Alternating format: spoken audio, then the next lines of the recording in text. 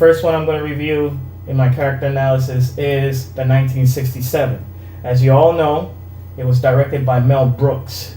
And the two main starters here is Zero Mostel and Gene Wilder. If you guys don't know, Gene Wilder used to be the big deal back in the day. Zero Mostel, he plays as the Max Bailstock, the producer that basically back in the day, in his time, he was famous. He used to run 6 shows, in one event. But now, he's a little older, he's washed out, doesn't do it anymore, So he's kind of upset that he doesn't got it anymore.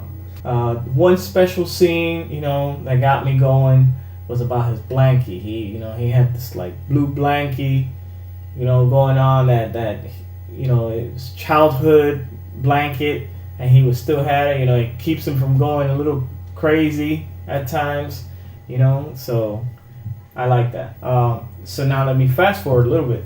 So for the producers made in 2005, first we got Nathan Lane. He's playing Max, and Matthew Broderick is playing as Leo Bloom.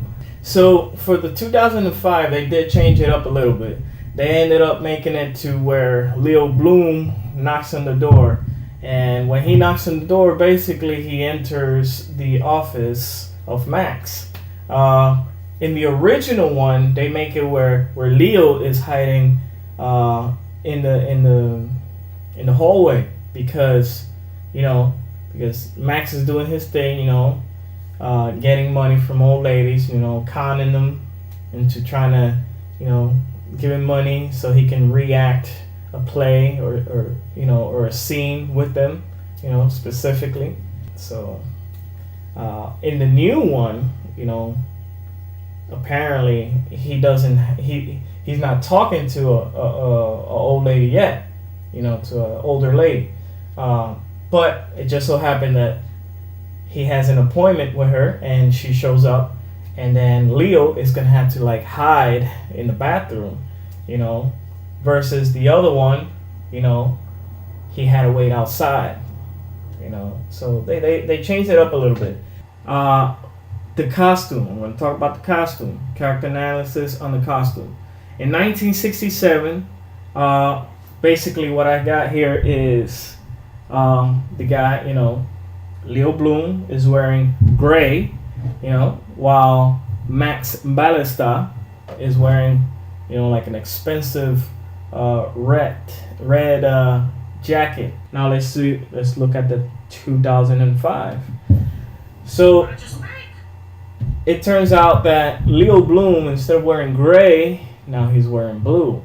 All right, so in 1967, they were kind of lagging a little bit, on the characters and the dialogue, and the timing and everything was a little slow. But in 2005, they had a lot of material they had to cover. They had to throw in a lot of extra stuff to make the video more interesting. But what happened? It extended the time. So the pacing was a little quicker. It was like moving along real fast, with the introduction of all this new material,